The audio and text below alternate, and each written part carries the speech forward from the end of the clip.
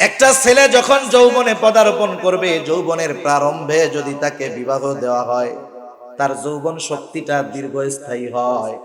আর যদি এই ছেলেটাকে প্রৌঢ়ত্বে পদার্পণ করার পরে বিবাহ দেওয়া হয়, তাহলে অল্প কিছু দিনের মধ্যেই তার সংসার নষ্ট হয়ে যাওয়ার সম্ভাবনা সৃষ্টি হয়।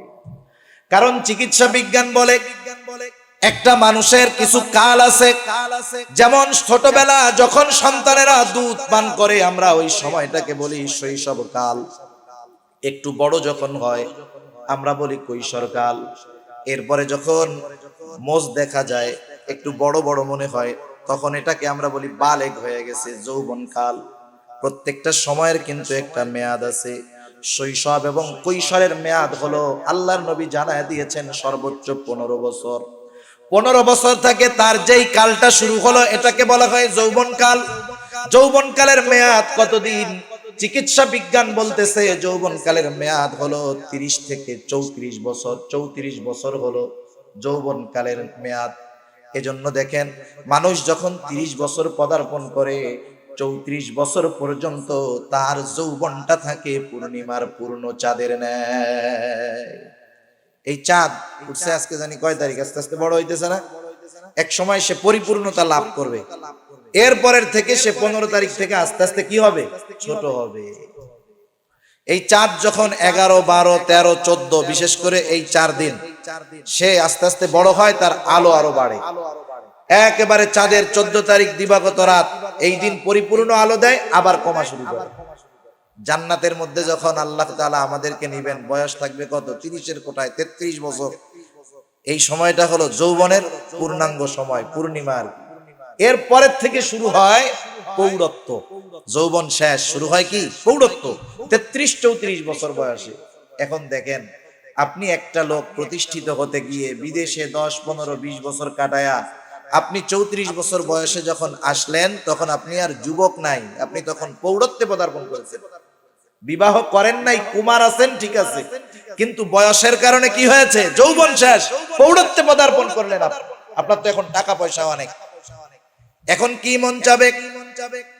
অবশ্যই টাকা পয়সা যখন বেশি আছে, বিবাহ করার জন্য আসছে 35-40 বছর বয়স, সে কিন্তু 33-34 বছরের একজন মেয়েকে বিবাহ করবে না। সে চাইবে তার বয়স যদিও 40 বছর, 35 বছর, সে চাইবে 18-17 বছরের একজন যুবতী মেয়েকে বিবাহ করতে। ঠিক কিনা বলেন? এবার যখন দুই পরিবারের দেখা দেখি হয়, এখানেও ধোঁকা আছে, খবরদার, ধোঁকা দেওয়া যাবে না। আমাদের সমাজের মধ্যে ছেলে মেয়ে দেখানোর সময় উভয় পক্ষকে ধোঁকা দেয় একটা মাধ্যম। মেয়েটা একটু কালো, ছেলের সামনে যখন আনে সুন্দর মতো এমন ভাবে এটাকে বিউটি পার্লার থেকে রং কইরা আনে, রং বুঝেননি, মেকআপ করে আনে, চেহারাটাকে সুন্দর বানায় আনে। এই যে ছেলের সামনে যেই চেহারাটা দেখানো হলো, ছেলেটা তো ওই সুন্দর চেহারা দেখে পছন্দ করলো, কিন্তু বলেন তো, এই মেয়েটার বিবাহের পরে 24 ঘন্টা সে কি ওই রকম মুখে রং কইরা রাখতে পারবে নাকি? তখন তো বিবাহের পরে আসল চেহারা ফ্ল্যাশ হয়ে যাবে। তখন কি হবে? তার কিন্তু ভালো লাগছিল সুন্দর চেহারাটা দেখা, তখন সে কালো চেহারাটা দেখার পরে তার প্রতি তার আন্তরিকতা, ভালোবাসা কমে যাবে। এটা এক ধরনের ধোঁকা। আবার যেই ছেলেটা বিবাহ করতে গেছে, তার বয়স 35-40 বছর, মাথার মধ্যে চুল নাই, সুন্দর মতো শহরের মধ্যে এখন পরচুলা পাওয়া যায়, নকল চুল লাগানো যায়। সেও কি করে? নকল চুল মাথার উপর দিয়ে তার স্টেডিয়ামটাকে ঢেকে এনে মেয়ের সামনে নিজেরে দেখায়। এইবার কি হলো বলেন? অয় দিছে ধোঁকা, অয় দিল ধোঁকা।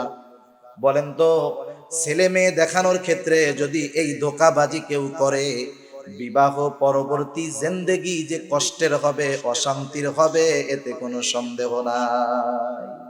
এজন্য নবীজি বলেন, মান গাশশানা ফালাইসা মিন্না, যে ধোঁকা দেয় সে আমার উম্মত হতে পারে না। অগণিত দুরূদ ও সালাম সাইয়্যিদুল আম্বিয়া, আশরাফুল আম্বিয়া, খাতামুল আম্বিয়া, বিশ্বনবী, শেষ নবী, শ্রেষ্ঠ নবী মুহাম্মদুর রাসূলুল্লাহ সাল্লাল্লাহু আলাইহি ওয়াসাল্লামের প্রতি আল্লাহ সুবহানাহু ওয়া তাআলা আমাদেরকে এমন এক জীবন ব্যবস্থা দান করেছেন, যেই জীবন ব্যবস্থার মধ্যে কোনো অপূর্ণাঙ্গতা নাই। আল্লাহ সুবহানাহু ওয়া তাআলা পবিত্র কোরআনুল কারীমের মধ্যে বলেন, আল-ইয়াওমা আকমালতু লাকুম দীনাকুম ওয়া আতমামতু আলাইকুম নি'মাতি ওয়া রাদিতু লাকুমুল ইসলাম দীনা। এই আয়াতের মাধ্যমে ইসলাম যে পরিপূর্ণ এক জীবন ব্যবস্থা, এর ঘোষণা আল্লাহ সুবহানাহু ওয়া তাআলা আমাদেরকে জানিয়ে দিয়েছেন। সুবহানাল্লাহ। আমরা অনেক সময় মনে করি ইসলাম হলো নামাজ, রোজা, হজ, যাকাত, এর মধ্যেই মনে হয় শুধু ইসলাম সীমাবদ্ধ। বিষয়টা এমন নয়। ইসলামকে আল্লাহ রাব্বুল আলামিন বলেছেন দ্বীন, জীবন ব্যবস্থা। একটা মানুষ দুনিয়াতে চলতে তার যত কিছু প্রয়োজন, যখন যা প্রয়োজন, পরিপূর্ণভাবে সব কিছুর দিক নির্দেশনা ইসলাম আমাদেরকে দিয়ে দিয়েছে। সুবহানাল্লাহ। একটা মানুষ যখন নাবালক থাকে, সদ্য ভূমিষ্ঠ সন্তান, একেবারে শৈশবে যখন থাকে, তার কি কি দরকার, এগুলাও আল্লাহ সুবহানাহু ওয়া তাআলা আমাদেরকে জানায় দিয়েছেন। একটা ছেলে যখন শৈশব পাড়ি দিয়ে কৈশোরে পদার্পণ করবে, কৈশোরে তার কি কি দরকার, সে তার প্রয়োজনীয় জিনিসগুলা কিভাবে পাবে, পাশাপাশি তাকে কিভাবে তার অভিভাবকেরা গাইড করবে, তার হক কি আছে, এগুলাও ইসলাম জানায় দিয়েছে, ঠিক না? কৈশোর থেকে যখন একটা ছেলে যৌবনে পদার্পণ করবে, ছেলে হোক আর মেয়ে হোক, এই যৌবনে তার কি দরকার, তার জন্য কি করণীয়, আমরা তার জন্য কি করব, সে কি করবে, সব ইসলাম জানায় দিয়েছে। এক কথায় গোটা জিন্দেগি, প্রত্যেকটা সেক্টরে, প্রত্যেকটা অবস্থায়, প্রত্যেকটা জায়গায় কি দরকার না দরকার, একমাত্র ইসলাম এই সমাধান আমাদের দিয়ে দিয়েছে। সুবহানাল্লাহ। এজন্য আল্লাহ রাব্বুল আলামিন বলেছেন, আল-ইয়াওমা আকমালতু লাকুম দীনাকুম, আমি আজকে তোমাদের জন্য তোমাদের জীবন ব্যবস্থাকে পরিপূর্ণ করলাম। সাথে সাথে আরেকটা ঘোষণা আল্লাহ তাআলা দিয়েছেন। কি ঘোষণা? ওয়া আতমামতু আলাইকুম নি'মাতি, এবং আমার নেয়ামত তোমাদের জন্য পরিপূর্ণ করলাম। সুবহানাল্লাহ। বিষয়টা কি? বুজুর্গানে দিন বলেন, আল্লাহ তাআলার পরিপূর্ণ নেয়ামত কারা অর্জন করতে পারবে, অথবা আল্লাহ তাআলার পরিপূর্ণ নেয়ামত কারা পাবে? বুজুর্গানে দিন বলেন, যেই লোকটা পরিপূর্ণ দ্বীন ইসলামের মধ্যে চলে আসবে। সুবহানাল্লাহ। এজন্য আল্লাহ তাআলা কোরআনুল কারীমের আরেক জায়গায় বলেন, ইয়া আইয়ুহাল্লাযীনা আমানু দুখুলু ফিস-সিলমি কাফা। আল্লাহ তাআলা ঈমানদারদেরকে উদ্দেশ্য করে বলতেছেন, হে ঈমানদারেরা, তোমরা পরিপূর্ণভাবে ইসলামের মধ্যে দাখিল হয়ে যাও, তথা তোমার গোটা জিন্দেগির প্রত্যেকটা জায়গাকে তুমি আমি আল্লাহর নির্দেশনা অনুযায়ী সাজাও। তুমি তোমার ব্যবসার মধ্যে কি করবা, তুমি তোমার রাজনৈতিক জীবনে কি করবা, তুমি তোমার ব্যক্তিগত জীবনে কি করবা, তুমি যখন মানুষের অভিভাবক হবা, পরিবারের অভিভাবক হিসাবে তুমি কি করবা, প্রত্যেকটা জায়গায় কি করণীয়, কি বর্জনীয়, ইসলাম পরিপূর্ণভাবে আমাদেরকে জানায় দিয়েছে। ঠিক কিনা বলেন? আজকে তামাম দুনিয়ার মধ্যে অশান্তি, কাফেরদের মার মুসলমানরা খায়, সেটা পরের কথা। আমাদের অন্তর্কলহ, নিজেদের মধ্যে যেই দ্বন্দ্ব, এই দ্বন্দ্বটা যে শুধু দল কেন্দ্রিক এমন না, বরং নিজের পরিবারের মধ্যেও দ্বন্দ্ব আছে না নাই? ভাইতে ভাইতে দ্বন্দ্ব, ছেলের সাথে বাবার দ্বন্দ্ব, স্বামীর সাথে স্ত্রীর দ্বন্দ্ব। এই অন্তর্কলহ কেন? এর কারণ হলো আজকে আমরা দ্বীন থেকে পরিপূর্ণ দূরে, ইসলাম থেকে পরিপূর্ণ দূরে। আমরা প্রত্যেকটা কাজ করার আগে ভাবি যে ইসলাম কি বলে, এটা ভাবি না, বরং ভাবি সমাজ কি বলবে। ঠিক কিনা বলেন? আমি আপনি যখন সমাজের মানুষকে খুশি করতে যাব, সবাইকে একসাথে আমি খুশি করতে পারবো না, কিন্তু আমি যদি একজনকে খুশি করার চেষ্টা করি, ওই একজন যদি খুশি হয়ে যায়, আল্লাহ তাআলা সবার মধ্যে আমার প্রতি সন্তুষ্ট দিয়ে দিবেন এবং সবাই আমার প্রতি খুশি থাকবে। যেমন হাদিসের মধ্যে আসছে, আল্লাহ সুবহানাহু ওয়া তাআলা যখন কাউকে ভালোবাসে, আল্লাহ তাআলা ভালোবাসবে কাকে? যে আল্লাহর গোলাম হয়ে যাবে। ঠিক কিনা? রাসূলুল্লাহ সাল্লাল্লাহু আলাইহি ওয়াসাল্লাম বলেন, যখন কাউকে আল্লাহ তাআলা ভালোবাসে, তখন তার কি হয়? আল্লাহ রাব্বুল আলামিন জিবরাইল আলাইহিস সালামকে ডেকে বলেন, জিবরিল, আমি জমিনের অমক গোলাম আল্লাহ আব্দুল করিম আব্দুর রহিম, আমি আল্লাহ তাআলা তাকে ভালোবাসি, তুমিও ভালোবাসো। জিবরাইল আলাইহিস সালাম তাকে ভালোবাসতে শুরু করে। শুধু তাই না, আসমানের মধ্যে এসে এলান করে দেয়, যে শোনো আসমানের বাসিন্দারা, দুনিয়ায় আব্দুর রহিম, অমক এলাকার আব্দুর রহিম, তাকে আল্লাহ তাআলা ভালোবাসে, আমি ভালোবাসি, তোমরাও ভালোবাসো। এবার আসমানের বাসিন্দারা তাকে ভালোবাসতে শুরু করে। রাসূলুল্লাহ সাল্লাল্লাহু আলাইহি ওয়াসাল্লাম বলেন, যখন আসমানের বাসিন্দারা দুনিয়ার ওই আব্দুর রহিমকে ভালোবাসতে শুরু করে, আল্লাহ তাআলা দুনিয়ার মানুষের মধ্যে আব্দুর রহিমের ভালোবাসা এবং গ্রহণযোগ্যতা সৃষ্টি করে দেয়। তাহলে দেখেন, একজনকে যদি খুশি করা যায়, তাইলে একটা সময় সবাই আমার উপরে খুশি হবে। আমি যদি সমাজের মানুষকে খুশি করার চেষ্টা করি, সবাইকে খুশি করা সম্ভব নয়। একজন খুশি হবে, একজন বেজার হবে, এরপরেও আমি সমাজের মানুষ, আত্মীয় স্বজনের সন্তুষ্টি অর্জন করতে পারবো না। সেজন্য আমরা যদি আমাদের গোটা জিন্দেগির সব কাজ কর্মে আল্লাহ তাআলাকে সন্তুষ্ট করব এই উদ্দেশ্য নিয়ে অগ্রসর হই, ইনশাআল্লাহ সেই কাজের ভিতরে বরকত হবে, সেই কাজের ভিতরে রহমত আসবে, সেই কাজ আল্লাহ সুবহানাহু ওয়া তাআলার দরবারে গ্রহণযোগ্য হবে। শুধু তাই না, দুনিয়ার যত ফিতনা ফাসাদ আছে এগুলা থেকেও বাঁচা যাবে। ঠিক কিনা বলেন? আসলে তো কথা অনেক আসে, বেশি কথা আমি বলবো না। আমি যেই উদ্দেশ্যে আপনাদের খেদমতে পবিত্র কোরআনুল কারীমের একটা আয়াত ও রাসূল আকরাম সাল্লাল্লাহু আলাইহি ওয়াসাল্লামের অগণিত হাদিস থেকে একটা হাদিস পাঠ করেছি, একটি সামাজিক বিষয় আলোচনা করার জন্য। একদিন আমি রাস্তা দিয়ে হাঁটতেছিলাম, গাড়িতে যাচ্ছিলাম, বাসের মধ্যে। হঠাৎ আমি একটা লোকের গেঞ্জির পেছনে লেখা দেখলাম, আদর্শ মানুষ, আদর্শ পরিবার। আদর্শ মানুষ, আদর্শ পরিবার। পরিবার গঠন হওয়ার জন্য কমপক্ষে দুইজন মানুষের দরকার হয়। কয়জন? পরিবার গঠন হওয়ার জন্য দুইজন মানুষের দরকার। তার মানে বোঝা গেল, এই দুইজন যদি আদর্শ মানুষ হয়, তাহলে হবে একটা আদর্শ পরিবার। আদর্শ পরিবার যদি আমরা গঠন করতে চাই, পরিবার গঠনের অন্যতম মাধ্যম, একমাত্র মাধ্যম হলো বিবাহ। ঠিক কিনা? বিবাহ ছাড়া কিন্তু পরিবার গঠন হয় না। এই বিবাহ, এটা সমাজে প্রতিনিয়তই আমরা দেখি সংগঠিত হইতেছে, বিবাহ হচ্ছে, দেখতেছি আমরা। অনেক ক্ষেত্রে এটাকে আমরা একটা সামাজিক কাজ হিসাবে অভিহিত করে ফেলেছি। বিবাহের মধ্যে শরীয়ত তথা দ্বীন বলতে কতটুকু? দ্বীন বলতে এতটুকুই বুঝি যে বিবাহের ইজাব কবুল হবে, মহরানা নির্ধারণ হবে, দুইজন সাক্ষী থাকবে, এতটুকুই মনে হয় ইসলামের কাজ, আর বাকি সবগুলো সামাজিক কাজ। ঠিক কিনা বলেন? আপনি খোঁজ নেন আপনাদের এলাকার বিবাহগুলোর মধ্যে, এই কাজটুক ছাড়া বাকি এমন একটা কাজ আমার মনে হয় দেখাতে পারবেন না যেটা ইসলাম সম্মতভাবে হয়। ঠিক কিনা বলেন? অথচ এই বিবাহ, এটা কোনো সামাজিক বন্ধনের নাম নয়, বরং বিবাহ তো একটা ইবাদত। ঠিক কিনা বলেন? বিবাহ একটা ইবাদত। এখন বলেন তো, কেউ যদি কোনো ইবাদত করতে চায়, ইবাদতের মধ্যে কয়টা জিনিস কমপক্ষে লাগে? দুইটা।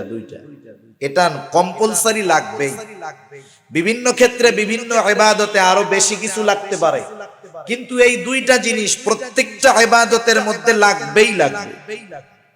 একজন নামাজ পড়লো, সুন্দর করে নামাজ পড়ছে, ঠিক, কিন্তু আল্লাহর সন্তুষ্টি উদ্দেশ্য নয় এবং রাসূলের পদ্ধতিতে করে নাই, সেই নামাজ আমার আপনার চোখে দেখতে যতই ভালো লাগুক না কেন, ইবাদত হবে না। বিবাহ একটা ইবাদত, কারণ রাসূলুল্লাহ সাল্লাল্লাহু আলাইহি ওয়াসাল্লামের সুন্নাত হলো বিবাহ। قال رسول الله صلى الله عليه وسلم النكاح من سنتي فمن رغب عن سنتي فليس مني।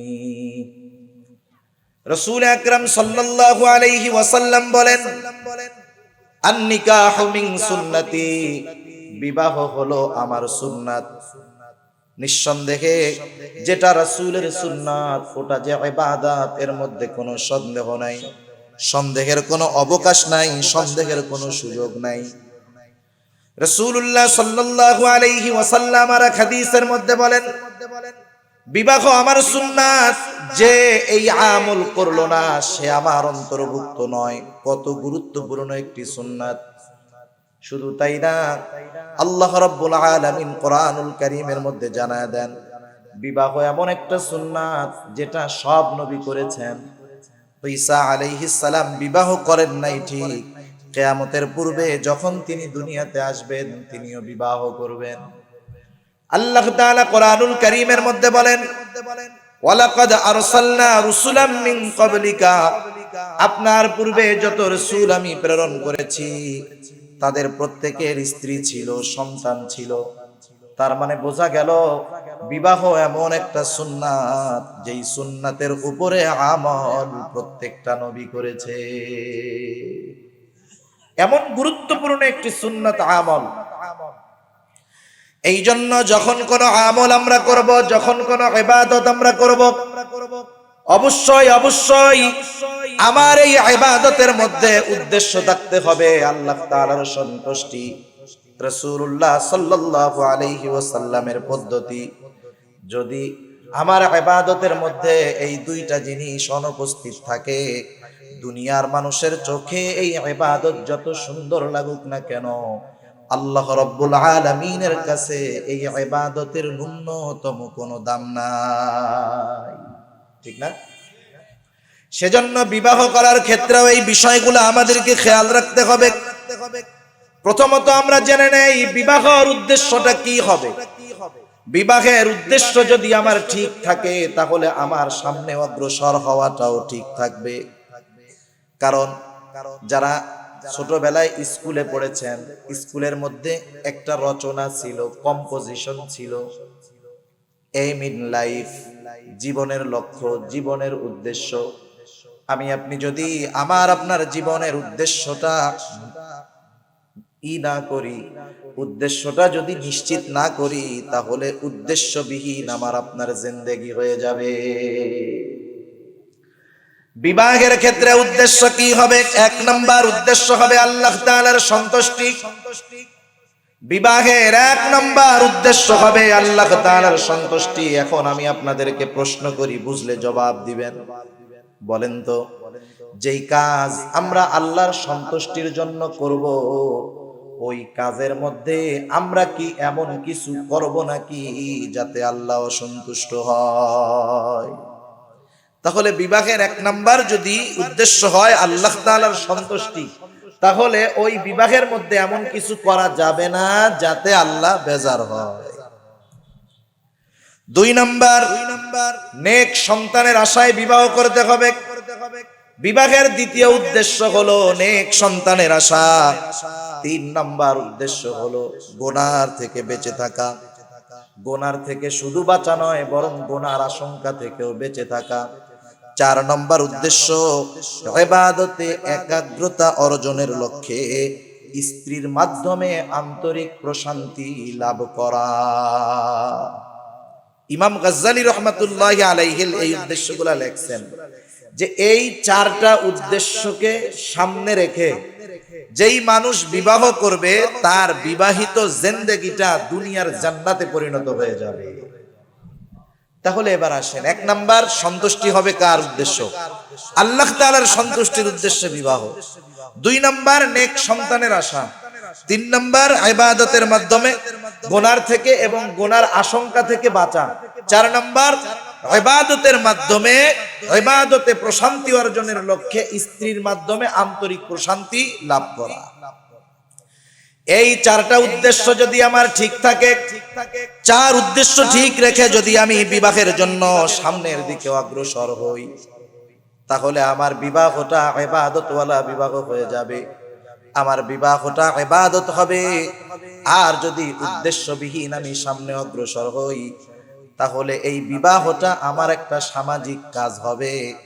একেবারে আলো ঝলমল করে বড় কমিউনিটি সেন্টারের মধ্যে বিবাহ হবে, অনেক কাবিননামা হবে, অনেক মানুষদেরকে খাওয়ানো হবে, কিন্তু এই বিবাহের মেয়াদ হবে অল্প কিছুদিন। ঠিক না? আজকে দেখেন সারা বাংলাদেশের মধ্যে কোর্টগুলার মধ্যে বিবাহ বিচ্ছেদের ঘটনা দিন যাচ্ছে আরো বাড়তেছে। সবাই আবেদন করতেছে যে আমরা আমাদের সম্পর্ক রাখতে চাই না, পারতেছি না, আমাদের মধ্যে আন্ডারস্ট্যান্ডিং হচ্ছে না, মিল হচ্ছে না, আমরা দুজনের মধ্যে আর সম্পর্ক রাখতে চাই না।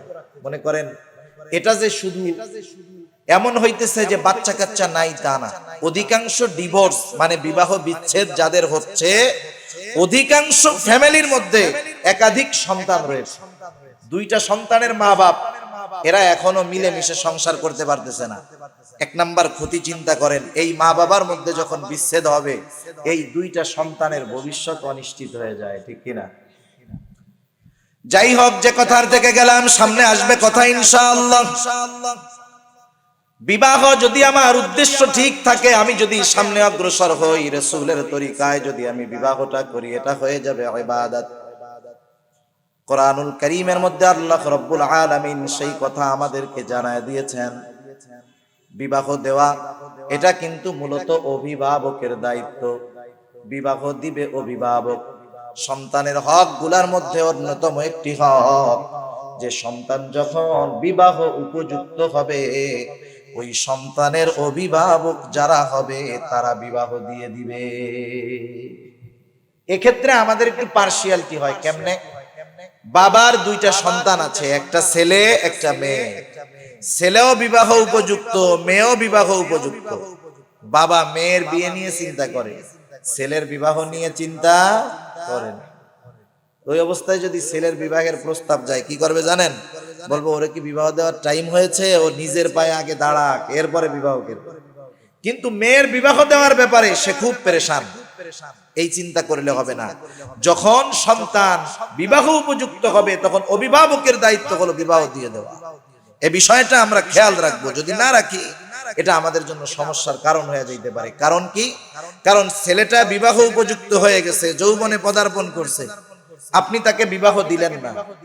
সে যদি এই যৌবনের তাড়নায় কোনো গুনাহ করে, অপরাধ করে, আপনি বাবা বা বড় ভাই, অভিভাবক, এই সন্তান অপরাধ করবে, আর এই অপরাধের গুনাহ অটোমেটিক আপনার আমলনামায় যোগ হয়ে যাবে। নাউজুবিল্লাহ।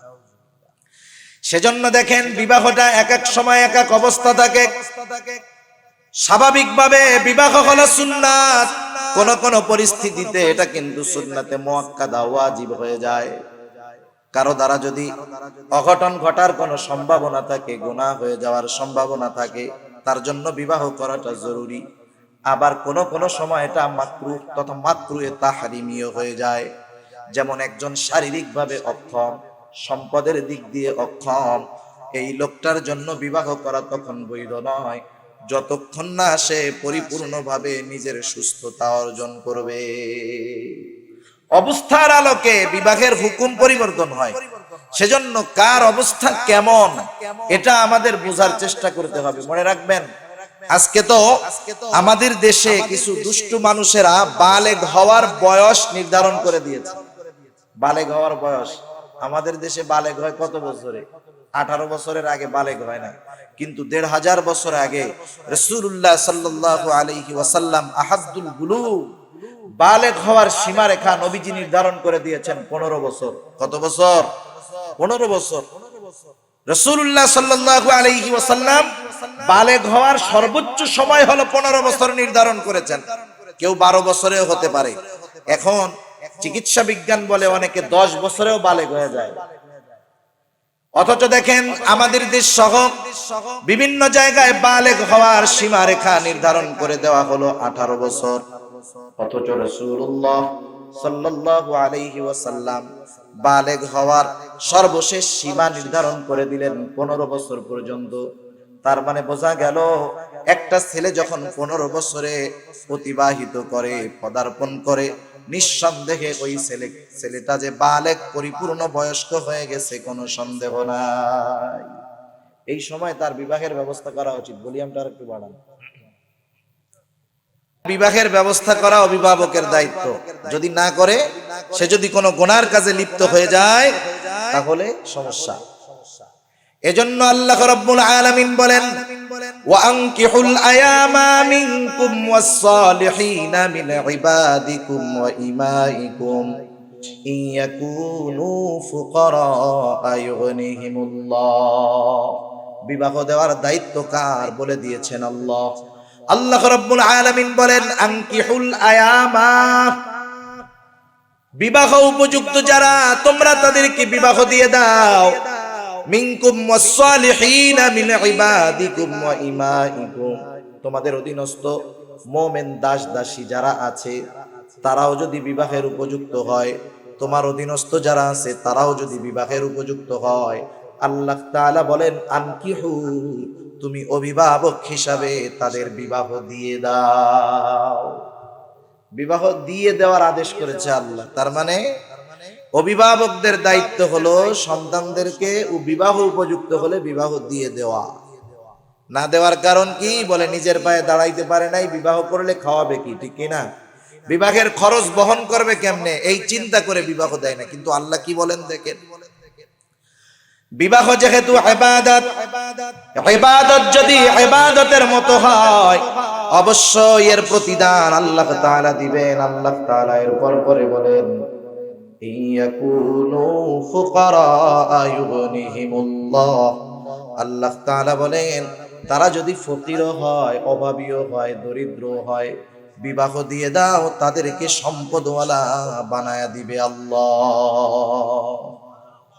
আল্লাহ তাআলা বললেন ইয়াকুনু ফুকারা ইউগনিহিমুল্লাহ, তারা যদি ফকির হয়, দরিদ্র হয়, অভাবী হয়, আল্লাহ রাব্বুল আলামিন তাদেরকে ধনী বানায়া দিবে। কিন্তু কখন? বুজুর্গানে দিন বলেন যখন এই বিবাহটা ইবাদত হিসাবে দেওয়া হবে, করা হবে। এখন আপনাদের আমি জিজ্ঞাসা করি, বিশেষ করে চট্টগ্রাম এবং সিলেট এই দুই বিভাগে যেই বিবাহ অনুষ্ঠানগুলো হয়, বলেন তো এই বিবাহরে ইবাদত বলা যায়? যেহেতু বিবাহ হলো ইবাদত, কিন্তু আমরা ওই ইবাদতটা করি সামাজিক রীতিনীতিতে, সমাজের দেখানো পদ্ধতিতে। যেহেতু আমরা ইবাদতটাকে সামাজিক পদ্ধতিতে করি, সেহেতু এই বিবাহ ইবাদত হয় না, এই বিবাহের মধ্যে আল্লাহ তাআলার রহমত আসে না, এই বিবাহের দ্বারা গরিব মানুষ ধনী হয় না, বরং বিবাহ করার পরে নতুন এক অশান্তির সৃষ্টি হয়। সেজন্য বিবাহ যেহেতু ইবাদত, করতে হবে রাসূলুল্লাহ সাল্লাল্লাহু আলাইহি ওয়াসাল্লামের তরিকায়। নবীজির তরিকায় যদি বিবাহ না করা হয়, নবীজির পদ্ধতিতে যদি বিবাহ না করা হয়, ওই বিবাহ ইবাদত হবে না, ওই বিবাহের দ্বারা আল্লাহ তাআলার পক্ষ থেকে রহমত পাওয়া যাবে না। এখন আসেন বিবাহর পদ্ধতিগুলা কেমন হওয়ার দরকার ছিল, আর বর্তমান সমাজের সামাজিকতা দেখানোর জন্য আমরা কি করি আমাদের জানার দরকার আছে না নাই? জানার দরকার আছে। বিবাহটা শুরু হয় কেমন? কিছু কিছু ক্ষেত্রে ঘটকের মাধ্যমে হয়। ঘটক চিনেন আপনারা? ঘটকের মাধ্যমে, অমুকের একটা মেয়ে আছে খুব সুন্দর, অমুকের একটা ছেলে আছে খুব ভালো, এইভাবে একজন মধ্যস্থতাকারী হয়ে এই বিবাহ সংগঠিত করার চেষ্টা তিনি করেন। আমাদের এলাকায় এটারে বলে ঘটক। কি বলে? ঘটক। এখন তো মোবাইলের জামানা, আগের জামানায় ঘটকদের কাছে অনেক ছবি থাকতো, আইসা ছেলের বাড়িতে ছবিগুলা দেখাইতো, ঠিক না? এখনো অনেক ক্ষেত্রে যখন কথাবার্তা চলে, একজন আরেকজনের বাড়িতে মেয়ে দেখতে যাওয়ার পূর্বে আগের থেকেই ঘটকরে বলে একটা ছবি ম্যানেজ করে দিয়েন। করে কি করে না? জেনারেল পরিবারের কথা বাদ দেন, আফসোস লাগে, আফসোস অনেক আলেম ফ্যামিলিও এই জায়গায় ভুল করে বসে। আলেম ফ্যামিলিও যখন একটা ভালো ছেলের খবর শোনে, নিজের যুবতী মেয়ের ছবিটা ঘটকের হাতে তুলে দেয়। তুলে দিয়ে কি বলে জানেন? ভাই শুধু ছেলেরে দেখাইয়েন, কেউরে দেখাইয়েন না। আচ্ছা বলেন তো, ওই লোকটার হাতে সুন্দরী ওনার যুবতী মেয়েটার ছবি তুলে দিয়ে কি বলল? যে ভাই এটা আপনি কিন্তু শুধু ছেলেরাই এক নজর দেখাইয়েন, আর কাউরে দেখাইয়েন না। এই লোকটা ঘটক যাও না দেখতো, কিন্তু উনি মানা করার পরে ওর আরো দেখতে মনে চাবে বেশি। শয়তান এবার এসে বলবে আরে ভাই একটু দেখ না, বিবাহ সম্বন্ধ করবি দেখ। এবার ও নিজেও মাশাআল্লাহ এক নজর দেখবে, ও ভালোই তো মেয়েটা। গোনা শুরু হয়েছে নাকি বলেন? সেজন্য মেয়ে দেখার ক্ষেত্রে ছবি আদান প্রদানের কোনো সুযোগ নাই, মোবাইলেও নাই, এমনিতেও নাই। এখন মেয়ে আমরা কিভাবে দেখাশোনা করব? আমাদের দেশের সামাজিক রীতি হয়ে গেছে, ছেলে আছে সৌদি আরব, বিবাহ হবে বাংলাদেশে। ছেলে বাংলাদেশে আসার আগে যাকে বিবাহ করবে বা যার সাথে আত্মীয়তার সম্পর্ক হবে, ওই মেয়েটাকে ওই ছেলে দেখার আগে তার দুলাভাই, খালাতো ভাই, মামাতো ভাই 50 বার দেখা হয়ে যায়, ঠিক না? সেও আর এক মগা মগা মগা, ওরে বলে যে মা বাপ, এই তোরে তো বিবাহ দিতে চাই, তুই কি করবি? অমুক একটা মেয়ে দেখছি। ও কি বলে, আচ্ছা আমি তো বিবাহ করবো, তোমরা থাকবা, তোমরা দেখে আসো, আমার ছোট ভাই, দুলাভাই এদেরকেও নিয়ে যাইও, সবার যদি পছন্দ হয় তাহলে আমি বিবাহ করবো। তুমি যদি সবার পছন্দেই বিবাহ করো তাহলে তোর বিবাহ করার দরকার কি? যাগো পছন্দ হয়েছে এগো একটার সাথে দিয়া দেয়, ঠিক কিনা বলেন? সেজন্য যখন কেউ মেয়ে দেখতে যাবে, মেয়ে দেখতে যাওয়ার সময় সাথে মহিলারা যাবে, কোনো অসুবিধা নাই, বাবা যাবে, ভাই যাবে, কোনো অসুবিধা নাই, কিন্তু দেখবে সে একা, সে একা দেখবে, একা। শরীয়ত যতটুকু দেখার অনুমতি দিয়েছে সে ততটুকু দেখবে। সে যেগুলা দেখতে পারবে না সেগুলা তার মা বোনেরা দেখবে, ঠিক কিনা বলেন? কিন্তু দুইজন পাশাপাশি বসে আরেক ভাইকে দেখাবে, বাবাকে দেখাবে। মনে রাখবেন, ছেলে যখন বিবাহের জন্য মেয়ে দেখতে যাবে, বিবাহের পূর্বে ওই মেয়েটাকে ছেলের বাবাও দেখতে পারবে না। কিন্তু আমাদের দেশে অভ্যাস কি, বাবারাও দেখায়, সবাই মিলে একসাথে দেখায়। নিঃসন্দেহে এটা হারাম কাজ, কোনো সন্দেহ নাই, কবিরা গুনাহ হইতেছে সবাই। সেজন্য মেয়ে দেখার ক্ষেত্রে কি, একজন দেখবে, যে বিবাহ করবে সে দেখবে। আর ভিতরের অভ্যন্তরীণ বিষয়, বিবাহের ক্ষেত্রে কিছু বিষয় খোঁজ খবর নেওয়ার দরকার আছে। মেয়েটা বংশীয় নাকি, মানে বংশ ভালো কিনা, এটা মুরব্বীরা আগে এই বিষয়গুলো খেয়াল করবে। ছেলে শুধু চেহারা দেখবে, মা ভেতরের পরিবেশটাকে আঁচ করবে, যে ভেতরের পরিবেশটা কেমন, দিনদারিত্ব আছে কিনা, ভেতরের পরিবেশ দেখলেই ওনারা বুঝতে পারবে। বাবা বাইরে মুরব্বীদের সাথে কথা বলবে যে বংশটা কেমন, গোত্র কেমন, অতীতে এই বংশের মানুষগুলা কেমন ছিল, এই সম্মিলিত সবগুলা যখন একত্রিত হবে তখন বিবাহের দিকে অগ্রসর হবে। কিন্তু আমাদের দেশের সমস্যা হলো কি জানেন, ছেলেটা যদি কোনো মতে দেখে যে মেয়েটার চেহারা সুন্দর, মার কথাও শুনবে না, বোনের কথাও শুনবে না, বাবের কথাও শুনবে না, যে বংশ যা হয় হোক, মেয়েটা দেখতে ভালো, আমার পছন্দ হয়েছে, বিবাহ না দিলে কিন্তু আমার জান আমি শেষ করে ফেলবো। সবকিছু দেখে শুনে বিবাহ করতে হবে। এজন্য রাসূলুল্লাহ সাল্লাল্লাহু আলাইহি ওয়াসাল্লাম বলেন, বিবাহের ক্ষেত্রে তোমরা কি দেখবা? রাসূল আকরাম সাল্লাল্লাহু আলাইহি ওয়াসাল্লাম বিবাহের ক্ষেত্রে চারটি জিনিস দেখার কথা আল্লাহর নবী বলেছেন। রাসূলুল্লাহ সাল্লাল্লাহু আলাইহি ওয়াসাল্লাম বলেন, তুনকাহুল মারআতু লিআরবাঈন, চারটি জিনিস দেখে বিবাহ করার কথা আল্লাহর নবী বলেছেন। লিমালিহা, এক নম্বরে মেয়ের মাল, দুই নাম্বার ওয়ালি হাসাবিহা, মেয়েটার বংশ কেমন। এরপরে রাসূলুল্লাহ সাল্লাল্লাহু আলাইহি ওয়াসাল্লাম বলেন ওয়ালি জামালিহা, মেয়েটার সৌন্দর্য কেমন। চার নম্বরে নবীজি বলেন ওয়ালি দীনিহা, দেখবা তার দ্বীনদারিত্ব কেমন।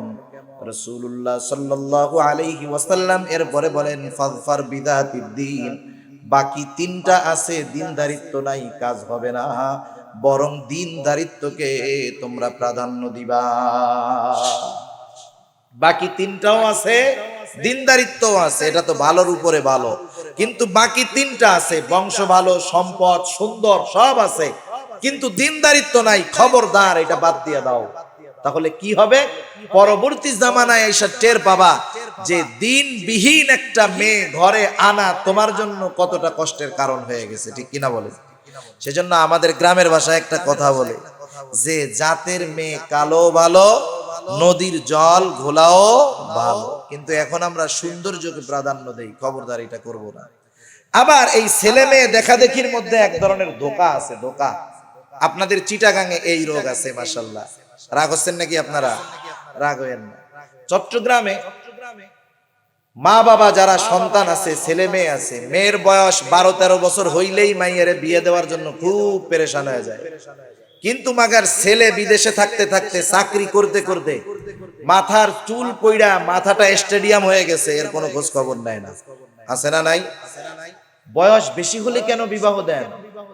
যেই জিনিসের যেই কাজ, সেটা দিয়ে যদি সেই কাজ না করে ঘরে উঠায় রাখেন, জিনিস নষ্ট হবে। যেমন আপনাদের বাসায় নিশ্চয়ই প্রত্যেকের বাসায় বটি আছে, বটি আছে না? মা বোনেরা তরকারি কাটে, কি বলে আপনাদের এদিকে?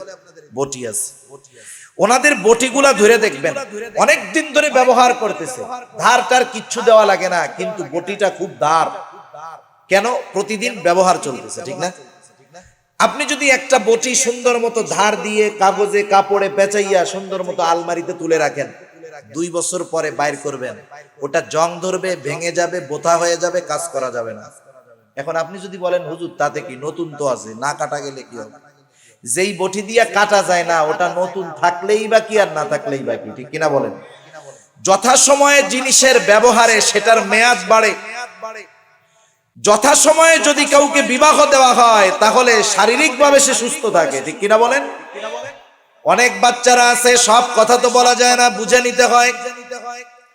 একটা ছেলে যখন যৌবনে পদার্পণ করবে, যৌবনের প্রারম্ভে যদি তাকে বিবাহ দেওয়া হয়, তার যৌবন শক্তিটা দীর্ঘস্থায়ী হয়। আর যদি এই ছেলেটাকে প্রৌঢ়ত্বে পদার্পণ করার পরে বিবাহ দেওয়া হয়, তাহলে অল্প কিছু দিনের মধ্যেই তার সংসার নষ্ট হয়ে যাওয়ার সম্ভাবনা সৃষ্টি হয়। কারণ চিকিৎসা বিজ্ঞান বলে একটা মানুষের কিছু কাল আছে, যেমন ছোটবেলা যখন সন্তানেরা দুধ পান করে, আমরা ওই সময়টাকে বলি শৈশব কাল। একটু বড় যখন হয় আমরা বলি কৈশোর কাল। এরপরে যখন মোজ দেখা যায়, একটু বড় বড় মনে হয়, তখন এটাকে আমরা বলি বালেগ হয়ে গেছে, যৌবন কাল। প্রত্যেকটা সময়ের কিন্তু একটা মেয়াদ আছে। শৈশব এবং কৈশোরের মেয়াদ হলো, আল্লাহর নবী জানায় দিয়েছেন, সর্বোচ্চ 15 বছর। 15 বছর থেকে তার যেই কালটা শুরু হলো, এটাকে বলা হয় যৌবন কাল। যৌবন কালের মেয়াদ কতদিন? চিকিৎসা বিজ্ঞান বলতেছে যৌবন কালের মেয়াদ হলো 30 থেকে 34 বছর। 34 বছর হলো যৌবন কালের মেয়াদ। এজন্য দেখেন, মানুষ যখন 30 বছর পদার্পণ করে, 34 বছর পর্যন্ত তার যৌবনটা থাকে পূর্ণিমার পূর্ণ চাঁদের ন্যায়। এই চাঁদ উঠছে আজকে জানি কয় তারিখ, আস্তে আস্তে বড় হইতেছে না? এক সময় সে পরিপূর্ণতা লাভ করবে, এরপরের থেকে সে 15 তারিখ থেকে আস্তে আস্তে কি হবে? ছোট হবে।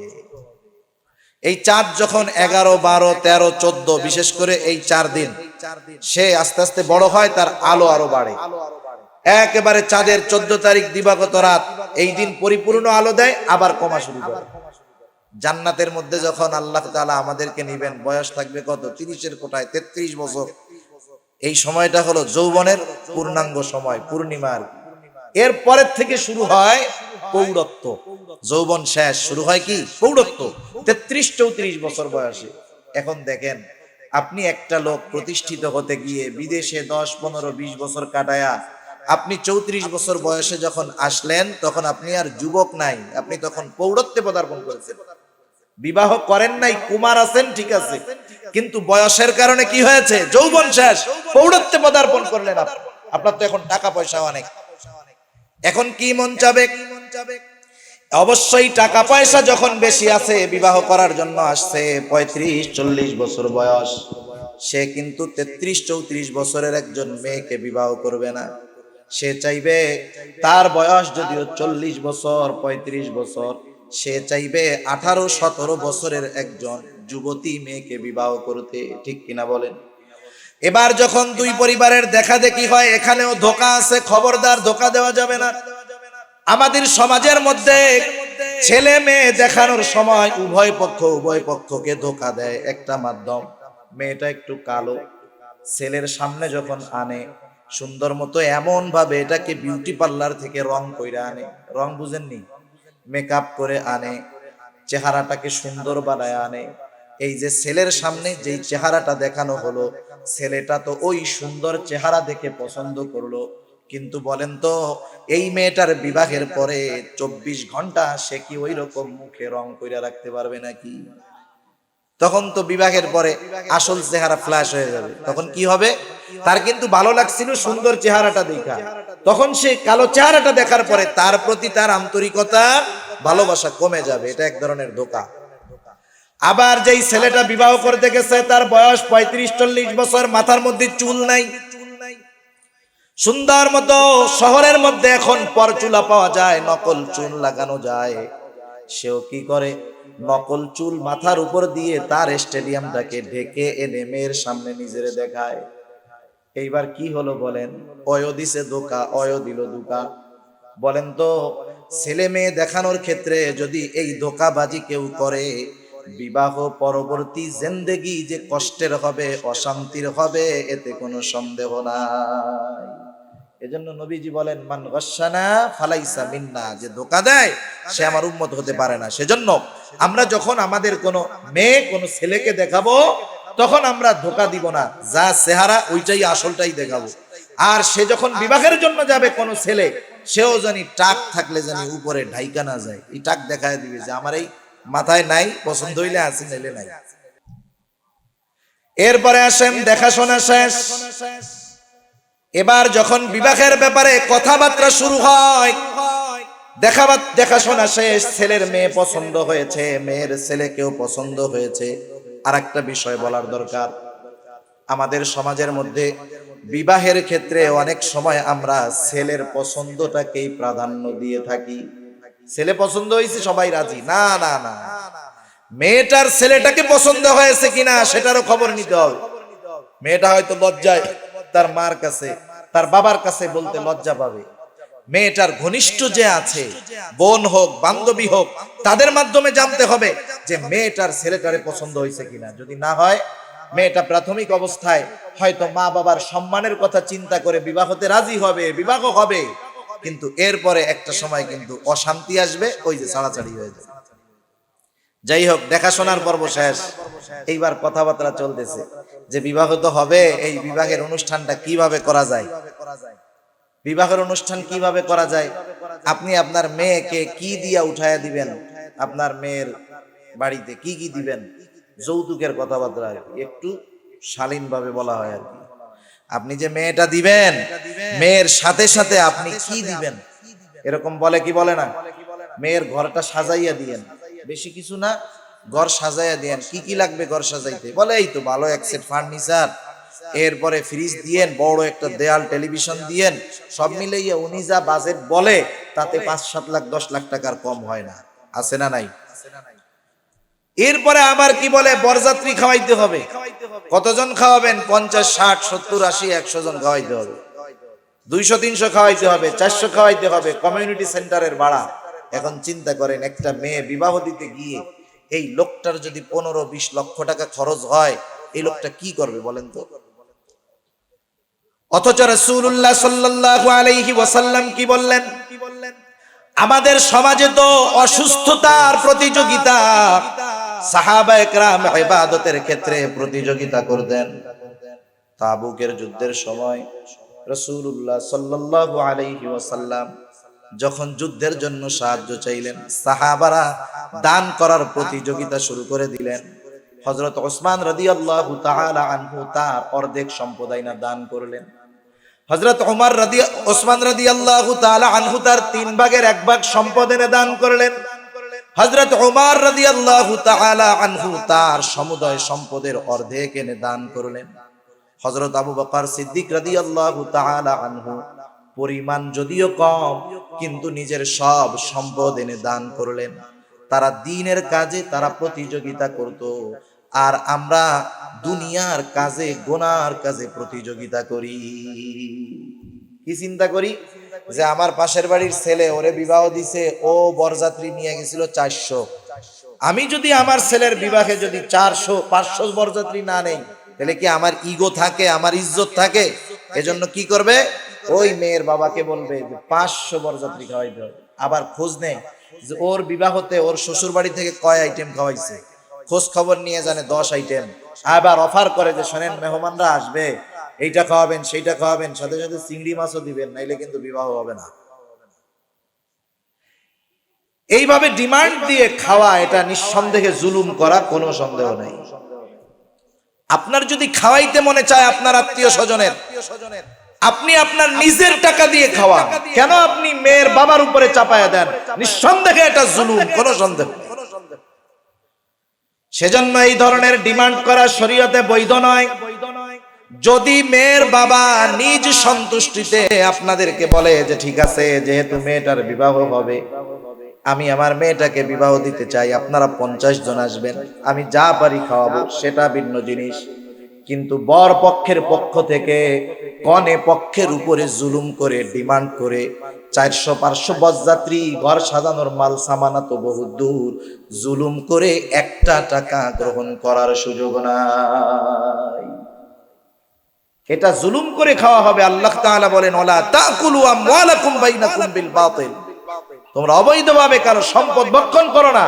বরপক্ষ যদি এমনটা করে, নিঃসন্দেহে অবৈধভাবে জুলুম করে কনে পক্ষের কাছ থেকে জোর করে ওইটা নেওয়া হবে। এমনটা করা যাবে না, কিন্তু খুব কঠিন। বলতেছি খুব সহজে, কিন্তু এই সমাজে এই পরিবর্তনটা কঠিন না সহজ? জোরে বলেন, কঠিন না সহজ? নিঃসন্দেহে কঠিন, কোনো সন্দেহ নাই। কিন্তু এরপরেও এই আমলের দিকে আমাদেরকে যাইতে হবে। কারণ কি যাইতে হবে? এই কারণে ভবিষ্যতের চিন্তা করে। কারণ আপনি এত টাকা খরচ করে বিবাহ দিবেন, বিবাহ করবেন, যদি এই বিবাহের মধ্যে শান্তি না আসে, কোনো দরকার আছে? এই বিবাহের মধ্যে যদি বরকত না থাকে, কোনো দরকার আছে এই বিবাহের? এজন্য খরচ কমাতে হবে। রাসূলুল্লাহ সাল্লাল্লাহু আলাইহি ওয়াসাল্লাম বলেন, আ'যামুন নিকাহি বারাকা আইসারুহা মাউনা। রাসূলুল্লাহ সাল্লাল্লাহু আলাইহি ওয়াসাল্লাম বলেন, ওই বিবাহের মধ্যে বরকত বেশি যেই বিবাহের মধ্যে খরচ কম। রাসূলুল্লাহ সাল্লাল্লাহু আলাইহি ওয়াসাল্লামের বিবাহের মধ্যে কই খরচই তো নাই, খরচ কম হয়েছে, বরকত বেশি হয়েছে। এখন বিবাহের মধ্যে খরচ বেশি হয়, বরকতের কোনো খবর থাকে না। এই গেল বরপক্ষের ডিমান্ড। কনে পক্ষেরও ডিমান্ড আছে। কনে পক্ষ চিন্তা করে বিবাহ দিব মেয়েটাকে, যেই যুগ জামানা চলতেছে, না জানি কোন সময় ছেলের সাথে মেয়ের বিবাহ ভেঙে যায়। এইবার যখন বিবাহের মধ্যে কথা হয় কাবিন নামার টাকার ব্যাপারে, ওইখানে কনে পক্ষের পক্ষ থেকে বড় বড় ডিমান্ড ধরা হয়। 15 লক্ষ টাকা, 20 লক্ষ টাকা, ঠিক কিনা বলেন? ধরেনি এরকম আপনাদের এদিকে 15 লক্ষ 20 লক্ষ টাকা কাবিনের টাকা দিতে হবে, মোহরের টাকা দিতে হবে। জোর করে চাপায়া দেওয়া হয়। একটা ছেলের যতটুকু অ্যাবিলিটি, সামর্থ্য অনুযায়ী তার মোহর নির্ধারণ করতে হবে। অতিরিক্ত মোহর নির্ধারণের মাধ্যমে ক্ষতি কি দেখেন? অনেক সময় কি চিন্তা করে আমাদের দেশে, মোহরের বিষয়টা অধিকাংশ ক্ষেত্রে খাতা কলমে লেখা থাকে, বাস্তবে হয় না। লেখা হইল 15 লক্ষ 15,000 টাকা কাবিননামা তথা মোহরানা। ছেলে পক্ষ চিন্তা করে এখন তো নগদ স্বর্ণ অলংকার সহ 3-4 লাখ যা দিলাম নগদ উসুল করা হলো। আরে যা ধরে ধরু, দিলেই না। কেউ যদি না দেওয়ার নিয়তে মোহরের টাকা নির্ধারণ করে, এই অবস্থার উপরে যদি ওই স্ত্রীর সাথে সে মিলিত হয়, নিঃসন্দেহে কিয়ামতের ময়দানে জিনাকার হিসাবে আল্লাহর দরবারে উঠবে। সেজন্য সে যতটুকু দিতে পারবে ততটুকু মোহর নির্ধারণ করবে। আর যদি পুরাটা নগদ না দিতে পারে, তাহলে যেটা বাকি থাকবে সেটা স্ত্রীর কাছ থেকে সময় চেয়ে নিবে, ঠিক কিনা বলেন? এখন যাই হোক, বিবাহ হয়ে গেল। বিবাহের আগে আরো কিছু ফর্মুলা আছে আমাদের দেশে। গায়ে হলুদ আসেনি আপনাদের দেশে? আস্তাগফিরুল্লাহ। এটা একটা হিন্দু আনা প্রথা। এটা কি প্রথা? হিন্দু আনা প্রথা। অথচ আমরা এইটা খুব ঘটা করে পালন করি। ছেলের বাড়িতে মেয়ে পক্ষের লোকজন আসে, মেয়ের বাড়িতে ছেলে পক্ষের লোকজন আসে। আইসা কি করে? ছেলের যখন হলুদ দিয়া গোসল করায়, মেয়ের বাড়ি থেকে মেয়ের ভাবি টাবি আত্মীয় স্বজনরা আইসা ছেলের মুখের মধ্যে হলুদ লাগায় দেয়। এই পাশ দিয়া যখন মেয়ের গায়ে হলুদ হয়, ছেলের বাড়ির পক্ষ থেকে ছেলের ভাই বন্ধুরা গিয়ে ওই যে নব যার সাথে বিবাহ হবে, বিবাহের আগেই তার গায়ে ওই যে তারা হলুদ টলুদ মাখায় দেয়। তার মানে বিবাহ যার সাথে হবে, তার সাথে বিবাহ হওয়ার আগেই পরপুরুষ ওই মহিলার গায়ে স্পর্শ করে। নাউজুবিল্লাহ। আরো তো কত ধরনের আছে, গান বাদ্য এসবের তো অভাব নাই। আল্লাহ হেফাজত করুন, জোরে বলি আমিন। এরপরে যখন বিবাহ হয়ে গেল, বিবাহ হয়ে যাওয়ার পর কাবিননামা তথা মোহরানার টাকা লেখা হয়েছে 10 লক্ষ টাকা, 15 লক্ষ টাকা উসুল হলো 2 লক্ষ টাকা। এইবার ছেলেটা বিবাহে বাসর ঘরের মধ্যে ঢুকে এক কোণার মধ্যে বসে আছে। মেয়েটা চিন্তা করে কি ব্যাপার, আমারে কি পছন্দ হয় নাই। এইবার যখন লজ্জাবাদ দিয়ে মেয়েটা স্বামীর কাছে গিয়ে বলে, কি ব্যাপার আপনি দূরে কেন? এখন এবার স্বামী ওয়াজ দেয়। কি ওয়াজ? বলে হুজুরেরা ওয়াজে বলছে মোহরানার টাকা পরিশোধ না করে তোমার কাছে যাওয়া যাবে না। এখন মেয়েটা তো নতুন না, লজ্জা আছে, এখন কয়দিন পরে কি হবে সেটা পরের চিন্তা। কিন্তু যখন বিবাহের প্রথম দিন তখন তো তার একটা চক্ষু লজ্জা, একটা লজ্জার বিষয় আছে কি নাই বলেন? জোরে বলেন, আছে না নাই? নিঃসন্দেহে আছে। সে তখন কি বলবে? আচ্ছা চিন্তা করেন না, ওইটা আপনারে আমি মাফ করে দিলাম। এই মাফ আসল মাফ না, এই মাফ আসল মাফ না। এক হযরত ডাকাতের কবলে পড়ছে, 14 গ্রাম ডাকাতের কবলে পড়ছে। ডাকাতরা হুজুরদের কাছ থেকে শুধু মাল জিনিস নেয় না, আবার দোয়াও চায়। মাশাআল্লাহ, হুজুরে আটকাইছে, এরকম আটকাইয়া যা আছে সবকিছু নিয়ে টিয়া যাওয়ার সময় মুসাফা করে আর বলে হযরত কিছু মনে করেন না, দোয়া করেন, আর যেটা নিছি হুজুর মাফ করে দিয়ে না। আচ্ছা বলেন তো, আমি যদি এই ধরনের অবস্থার সম্মুখীন হই, ডাকাত সবকিছু নিয়ে আমার কাছে আইসা যদি বলে যে হুজুর যা নিছি নিছি মাফ করে দিয়েন, আমি কি বলবো? না না মাফ করুম না, এরকম বলবো? আমি জানের ভয়ে কি বলবো? যে হ্যাঁ ভাই মাফ করে দিছি। এই ডাকাতরে যেমন মাফ করা হলো, এটা যেমন মাফ ওই বাসর রাত্রে স্ত্রীর মোহরানা মাফ করার ওরকম মাফ। আচ্ছা আল্লাহ না করুক ওই যেই মেয়েটা মোহরানার বাকি 10 লক্ষ টাকা মাফ করে দিল, আল্লাহ না করুক 2 বছর পর দুজনের মধ্যে বিবাহ বিচ্ছেদ হয়ে গেছে, কোর্টে মামলা করবে যে তার সাথে আমি আর থাকতে চাই না, আমার যা প্রাপ্য সে দিয়ে দিই। এখনো ওই যে কাবিন নামার মধ্যে যা লেখা হয়েছে যে 15 লক্ষ কাবিন নামায় মোহরানা, 5 লাখ দেওয়া হয়েছে, 10 লাখ বাকি, কাগজে কলমে সে তো 10 লক্ষ পায়, ঠিক না? এখন আপনি যদি আদালতে দাঁড়ায় বলেন মাননীয় আদালত মিথ্যা কথা, বাসর রাত্রে বাকি 10 লাখ আমার মাফ করে দিছে, কি বলেন? ওই মহিলা কি মাফ করবে তখন? তার মানে বাস্তবতার বিষয় হলো মোহরানার টাকা ওইভাবে মহিলারা মাফ করবে না। সেজন্য বাসর রাত্রে মোহরানার টাকা মাফ করানোর ধান্দায় কেউ আমরা থাকবো না, ঠিক কিনা বলেন? এটা দেওয়ার পরিপূর্ণ নিয়ত থাকতে হবে এবং তাকে এটা দিয়ে দিতে হবে, প্রয়োজনে তার কাছ থেকে সময় নিতে হবে। এরপরে যখন সম্পর্কটা স্বাভাবিক হবে, পুরাতন হবে, এরপরে যদি সে কিছু মাফ করে দেয়, খাওয়ার জন্য কিছু দেয়, স্বামীকে কিছু ক্ষমা করে দেয়, সেটা ভিন্ন কথা। কিন্তু বাসর রাত্রে মহিলা লজ্জায় অনেক কিছু বলতে পারে, সেটা ওই অবস্থার আলোকে ধরা যাবে না। যাই হোক, এরপরে বিবাহ হলো। বিবাহের পরে আমাদের দেশে একটা অনুষ্ঠান করে, যেটা আমাদের এলাকার পরিভাষায় যেটাকে বলা হয় বউ ভাতের অনুষ্ঠান। বউ ভাতের অনুষ্ঠান এটাকে আরবি পরিভাষায় বলে ওলিমা। আজকে আফসোস, এই বিষয়গুলা এক ধরনের বিজনেস হয়ে গেছে, বিজনেস।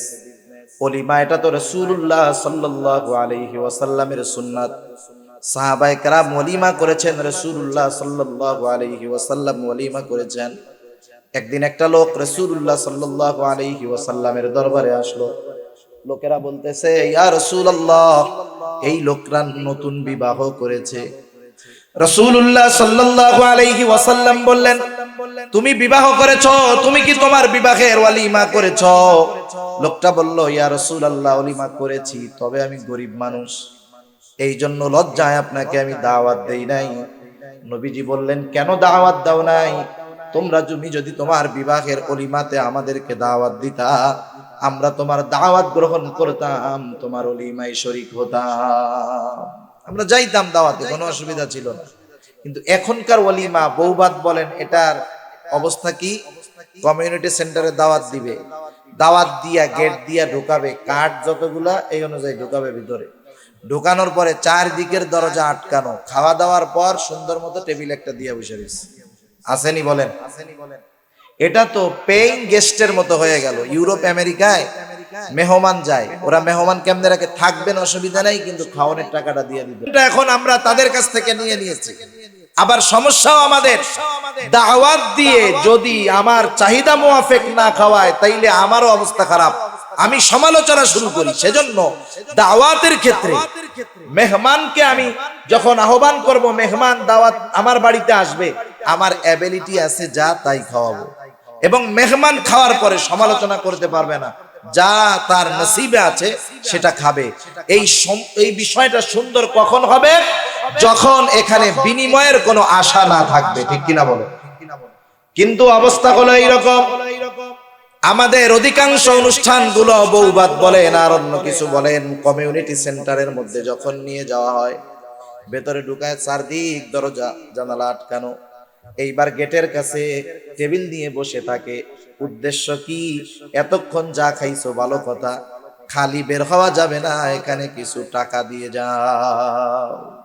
মূল উদ্দেশ্য এটা। বলতে পারেন হুজুর সবার তো আর উদ্দেশ্য ওইটা থাকে না, যারা টেবিল দেয় মুখ দিয়ে কিছু বলার দরকার নাই, উদ্দেশ্য মূলত ওইটাই, ঠিক কিনা বলে? আবার দাওয়াতের ক্ষেত্রেও বাইসা বাইসা দাওয়াত দেয়, সবাইরে দেয় না। দাওয়াতের ক্ষেত্রে বেছে বেছে দাওয়াত দেয়, সবাইরে দেয় না। চিন্তা করে কি যে যারে দাওয়াত দিলে বেশি টাকা দিতে পারবে, এই রকম লোকদেরকে দাওয়াত দেয়, আর গরিব মানুষকে দাওয়াত দেয় না, বঞ্চিত করে। প্রতিবেশী হলেও বাদ দেয়, আত্মীয় হলেও বাদ দেয়। অথচ রাসূলুল্লাহ সাল্লাল্লাহু আলাইহি ওয়াসাল্লাম কত সুন্দর আমাদেরকে জানায় দিলেন, শাররুত তুআমি তুআমুল ওয়ালিমা ইউদআ লাহাল আগনিয়া ওয়া ইউতরাকুল ফুকারা। এই ওলিমা কতই না নিকৃষ্ট ওলিমা, যে ওলিমার মধ্যে শুধু সম্পদওয়ালাদেরকে দাওয়াত দেওয়া হয়, আর গরিব মানুষ যারা অসহায় যারা তাদের দাওয়াত দেওয়া হয় না। ধনীরা গরিবদেরকে দাওয়াত দেয় না, আর যারা গরিব এরা ধনীদেরকে দাওয়াত দিলে তারা ওই গরিবের বাড়িতে আসে না। গরিব মানুষ যদি ধনীরে দাওয়াত দিতে যায়, কি মনে করে জানেন? দাওয়াত দিচ্ছে টাকার জন্য। এই টাকার জন্য দাওয়াত দিতেছে এটা মনে করে সে তারে কিছু টাকা পয়সা দিয়ে বলে যা যা, অসুবিধা নাই, যা, পারলে যামুনে, ঠিক কিনা বলেন? এই জন্য আল্লাহ রাসূল সাল্লাল্লাহু আলাইহি ওয়াসাল্লাম সতর্ক করে দিয়েছেন। নবীজি বলেন, মান দাআ ফালাম ইয়াজিব ফাকাদ আসাল্লাহ ওয়া রাসূলাহ। যাকে দাওয়াত দেওয়া হলো সে যদি ওই দাওয়াতে উপস্থিত না হয়, সে আল্লাহ এবং তার রাসূলের নাফরমানি করলো। সেজন্য আমাদেরকে যখন কোনো অসহায় মানুষ দাওয়াত দিবে, শরঈ যদি কোনো ওজর না থাকে, আমরা এই গরিব মানুষগুলোর দাওয়াতেও উপস্থিত হব। আবার এই কাম করব না, যেখানে দাওয়াত নাই সেখানে আমরা যাব না, যেখানে দাওয়াত নাই সেখানে যাব না। রাসূলুল্লাহ সাল্লাল্লাহু আলাইহি ওয়াসাল্লাম বলেন, মান দাখালা আলা গায়রি দাওয়াতিন, যে ব্যক্তি দাওয়াত ছাড়া কোথাও প্রবেশ করলো, নবীজি বলেন দাখালা সারিকা ওয়া খারাজা মুগীরা, চোর হইয়া ঢুকলো, লুণ্ঠনকারী ডাকাত হয়ে সে বের হলো। দাওয়াত যেখানে নাই সেখানে যাব না। আর দাওয়াত গুলা আমরা বিনিময়ের আশায় কাউকে দাওয়াত দিব না। আগের মানুষ দাওয়াত না দিলে চিন্তিত হয়ে যাইতো, এখন দাওয়াত দিলে চিন্তিত হয়ে যায় যে কি করব না করব, পেরেশানিতে পড়ে যায়। এভাবে যদি আমরা আমাদের বিবাহের কাজগুলা সামনের দিকে অগ্রসর হতে পারি, তাহলে এই বিবাহ ইবাদত হবে। অভাব যদি থাকে, আল্লাহ রাব্বুল আলামিন বিবাহের কারণে বরকত দিয়ে দিবে। আর একটা বিষয় আমাদেরকে খেয়াল রাখতে হবে, রাসূল আকরাম সাল্লাল্লাহু আলাইহি ওয়াসাল্লাম বলেন, যখন তোমাদের কাছে কোনো প্রস্তাব আসে, ছেলেটা দিনদার মুত্তাকি পরহেজগার, এমন প্রস্তাব যখন তোমাদের কাছে আসে, ভালো ছেলের ব্যাপারে যখন সম্বন্ধ আছে, তোমরা তখন ওই ছেলের সাথে মেয়েকে বিবাহ দিয়ে দাও। যদি এই রকম উত্তম চরিত্রের ছেলেদেরকে তোমরা ফিরায়া দাও, বিবাহ না দাও, তাহলে দুনিয়ার মধ্যে ব্যাপক আকারে ফিতনা ফাসাদ সৃষ্টি হয়ে যাবে। মেয়ে বিবাহের ক্ষেত্রে এই বিষয়টা আমরা খেয়াল রাখবো। এখনকার জামানায় মেয়ে বিবাহ দেওয়ার ক্ষেত্রে আগে জিজ্ঞাসা যদি করে যে মেয়েটা সুন্দর, ঠিক আছে, ছেলের ব্যাপারে যখন বলে আগে জিজ্ঞাসা করে ছেলে কি চাকরি করে। ছেলে যদি সরকারি চাকরি করে, ছেলে যদি বিদেশে থাকে, অনেক টাকার মালিক যদি সে হয়, তাহলে মা বাবা অটোমেটিকলি রাজি হয়ে যায়। খবরদার, এই মেয়েটার সর্বশেষ হক মা বাবার উপরে যেই হক, সেটা হলো যে মা বাবা এই মেয়েটাকে একটা দিনদার ছেলের হাতে তুলে দিবে, পাত্রস্থ করবে। এরপরে যদি মেয়েটা বদ্দিন হয়ে যায় স্বামীর ঘরে গিয়া, এতে যদি স্বামীর গাফলতি থাকে তাহলে এটাতে স্বামীর দোষ। কিন্তু বাবা যদি এই মেয়েটাকে একটা দিনদার পাত্রের হাতে তুলে না দেয়, আর মেয়েটা যদি এই কারণে গুনার পথে চলে যায়, তাহলে এর জন্য কিন্তু ওই বাবা অভিভাবক দায়ী থাকবে। সেজন্য বিবাহ আমাদের সামাজিক একটা বিষয় নয়, বিবাহ আদর্শ মানুষ গড়ার একটা মাধ্যম। আবার আর এক সমস্যা কি আছে আমাদের, আর একটা সমস্যা আছে যে আমরা বিবাহের ক্ষেত্রে ঝামেলাবিহীন ফ্যামিলি আমরা তালাশ করি, ঠিক না? সবাই তালাশ করে এক বাবার এক মেয়ে আছে কিনা, সবাই তালাশ করে এক বাবার এক মেয়ে কিনা। কিন্তু রাসূলুল্লাহ সাল্লাল্লাহু আলাইহি ওয়াসাল্লাম কি বললেন? নবীজি বলেন, তাজাওয়াজুল ওয়াদুদাল ওয়ালুদ ফাইন্নী মুকাথিরুম বিকুমুল উমাম।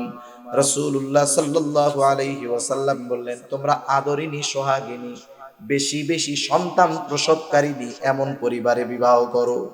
কিন্তু আমাদের যুব সমাজের আজকে একটা অভ্যাস হয়ে গেছে, যেখানে মেয়ে কম তথা যদি ভালো হয়, এক বাবার এক মেয়ে যদি হয় বেশি খুশি হয়, ঠিক না? কি বলে যে হুজুর কোনো ঝামেলা নাই, এক বাপের এক মেয়ে, কোনো টেনশন নাই, চিন্তাবিহীন, কোনো ঝামেলা নাই। আমি মনে মনে বলি, তোমার ঝামেলা না, তোমার ধান্দা হইলো তোমার শ্বশুর শাশুড়ি মরলে তো সবই তোমার, তোমার ধান্দা হইল সম্পদের একক মালিক হওয়া। নাইলে রাসূলুল্লাহ সাল্লাল্লাহু আলাইহি ওয়াসাল্লাম বেশি বেশি সন্তান প্রসবকারিনী পরিবারে কেন বিবাহ করতে বলছে? নবীজি বলেন, ফাইন্নী মুকাথিরুম বিকুমুল উমাম, কিয়ামতের দিন আমি আমার উম্মতের সংখ্যাধিক্য নিয়ে গর্ব করব, গর্ব করব। অথচ দেখেন রাসূলুল্লাহ সাল্লাল্লাহু আলাইহি ওয়াসাল্লাম যেই বিষয় নিয়ে গর্ব করতে চান, আমরা আমাদের এই কর্মগুলার মাধ্যমে নবীজির গর্বকে খর্ব করে দিচ্ছি, ঠিক কিনা বলেন? সেজন্য বিবাহের ক্ষেত্রে এই বিষয়গুলো আমরা খেয়াল রাখবো, তাহলে বিবাহ হবে ইবাদত। আর এই বিবাহের দ্বারা কেউ যদি অভাবে থাকে, সম্পদ কম হয়, বরকত দিয়ে দিবে কে? জোরে বলেন, কে দিবে? সেজন্য যুব সমাজকে বিবাহ দিতে হবে। যারা অভিভাবক, আপনারা এই বিষয়টা খেয়াল রাখবেন। বিশেষ করে চট্টগ্রাম, সিলেটে আমার অভিজ্ঞতা দেখা যে মেয়েদের বিবাহের ব্যাপারে এনাদের খুব তোড়জোড় থাকে, কিন্তু এই ছেলেটা যে যৌবনে পদার্পণ করলো, তাকে যে বিবাহ দিতে হবে, এ ব্যাপারে মা বাবার খুব গাফলতি থাকে। আবার এটাও আমরা খেয়াল করব, যাদের মেয়ে আছে, বোন আছে, যখন কোনো দিনদার ছেলে বিবাহের প্রস্তাব দেয়, আমি যদি দেখি তার বংশ ভালো, ছেলেটা দিনদার, খারাপ কোনো অভ্যাস নাই, আমি তার হাতে নিশ্চিন্তে মেয়েটা তুলে দিব। আরে ভাই, মেয়ের বাবার সম্পদ আছে, এই মেয়ে যতই সুন্দরী হোক, আপনাদের চট্টগ্রামের অবস্থা যা, যতই সুন্দরী হোক, বিবাহ দেওয়ার সময় তার 10 লাখ খরচ আছে, ঠিক কিনা বলেন? কিন্তু ওই যে গরিব ছেলেটা, বংশ ভালো, মুত্তাকি, পরহেজগার, তার সম্পদ নাই। যার সম্পদ নাই সে সম্পদ কামনা অধিকাংশ ক্ষেত্রে কম করে মেয়ে পক্ষের থেকে। আপনি কি করেন? ওই ছেলেটার সাথে মেয়েটারে বিবাহ দেন, মেয়েটা তো ওই ছেলের ঘরে থাকবে। আপনি তো অনেক কিছু দিতেন মেয়েরে, ফার্নিচার দিতেন, টেলিভিশন দিতেন, ফ্রিজ দিতেন, এইগুলা না দিয়া ছেলেরে 5 লক্ষ টাকা দিয়ে একটা ব্যবসা ধরায়া দেন। ছেলেটা প্রতিষ্ঠিত হোক, সে ব্যবসা করুক। এতে কি হবে? আপনার মেয়েটা হয়তো কাঁচা বাড়িতে থাকবে, কিন্তু মানসিকভাবে সে খুব আনন্দে থাকবে, স্বাচ্ছন্দ্যের সাথে থাকবে, ঠিক কিনা বলেন? আর আপনি টাকা দেখে একটা ছেলের চরিত্র যাচাই বাছাই না করে আপনি যখন বিবাহ দিয়ে দিলেন, হয়তো 5 তলা 10 তলা বিল্ডিং এর মধ্যে থাকবে, এসি রুমের মধ্যে থাকবে, কিন্তু তার অন্তরের মধ্যে শান্তি থাকবে না। ওই ঘরটা তার কাছে ছোট্ট একটা জাহান্নাম মনে হবে, ঠিক কিনা বলেন?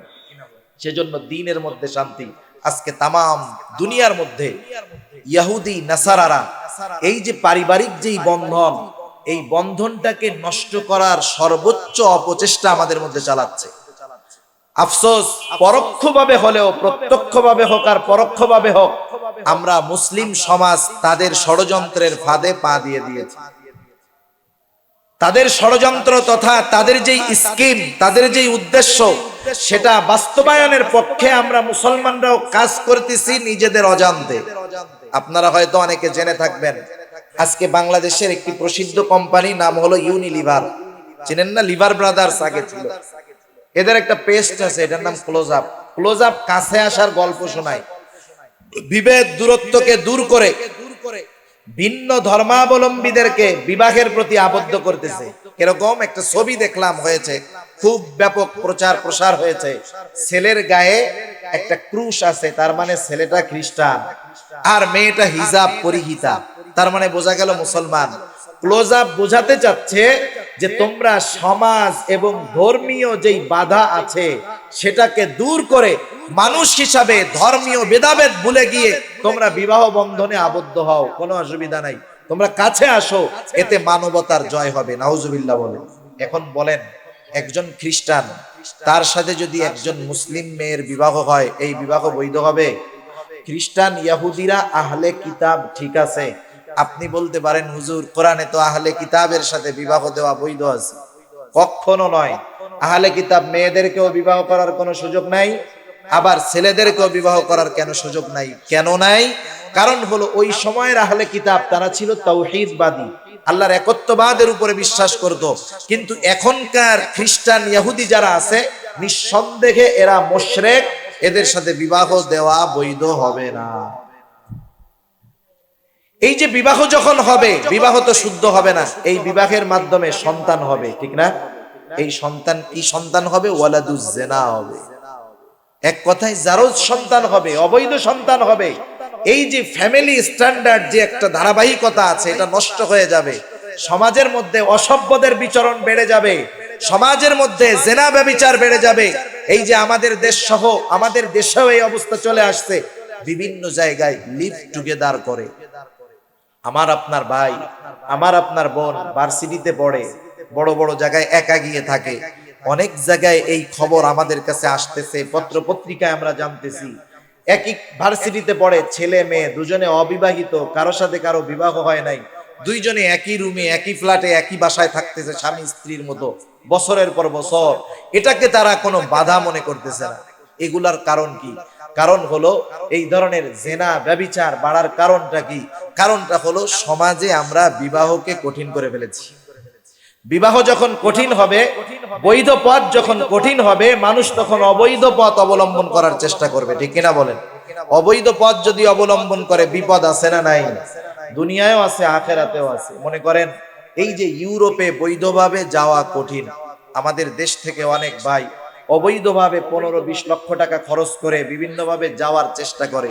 কয়েকদিন আগেও আমরা পড়েছি যে ভূমধ্য সাগরের শীতে জমে নৌকার মধ্যে আমাদের দেশের 7 জন না 8 জন যুবক ঠান্ডায় জমে মৃত্যুবরণ করছে অবৈধ পথে যাইতে গিয়া। তার মানে যে কোনো বিষয় আপনি যদি অবৈধভাবে অগ্রসর হন, এর মধ্যে ক্ষতি আছে, বিপদ আছে। যারা ইসলাম বিদ্বেষী, এরা চাইতেছে যে আমাদের মুসলিম কমিউনিটি, এই মুসলিম সমাজ ব্যবস্থাকে ধ্বংস করে, পরিবার ব্যবস্থাকে ধ্বংস করে, এখানে এরা এক ধরনের অশান্তি সৃষ্টি করতে চাচ্ছে, যার দ্বারা কি হবে?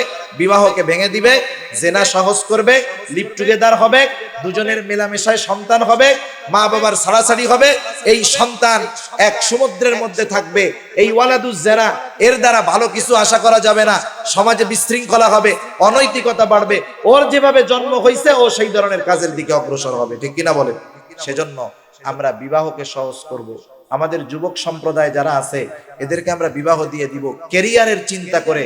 আমি আমার জীবনটাকে নষ্ট করব না, ক্যারিয়ারের চিন্তা করে বিবাহে বিলম্ব করব না।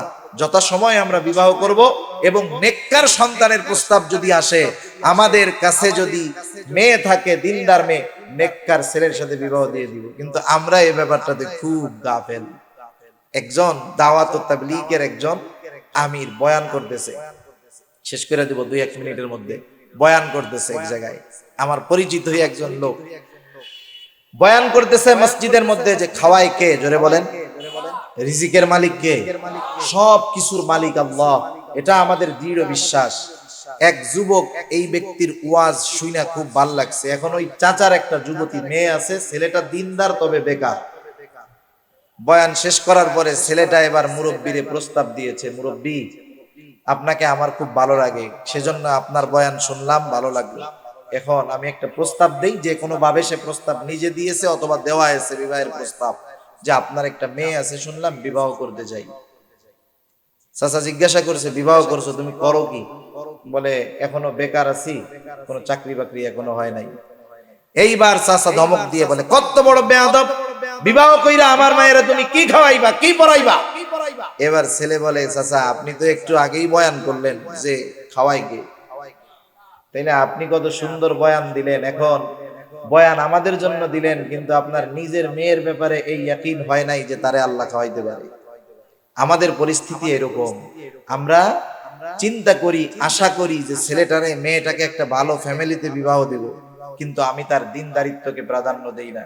বিবাহের ক্ষেত্রে ছেলেরাও চিন্তা করে যে আমার মেয়ে খুব স্ত্রী পর্দার সাথে থাকবে, অপরের সাথে কথা বলবে না, এই চিন্তা আমরা করি, কিন্তু বিবাহের ক্ষেত্রে দিনদারিত্বকে আমরা প্রাধান্য দেই না। যদি না দেই তাহলে কি হবে, পরবর্তীটাও খুব কঠিন আমাদের হয়ে যাবে।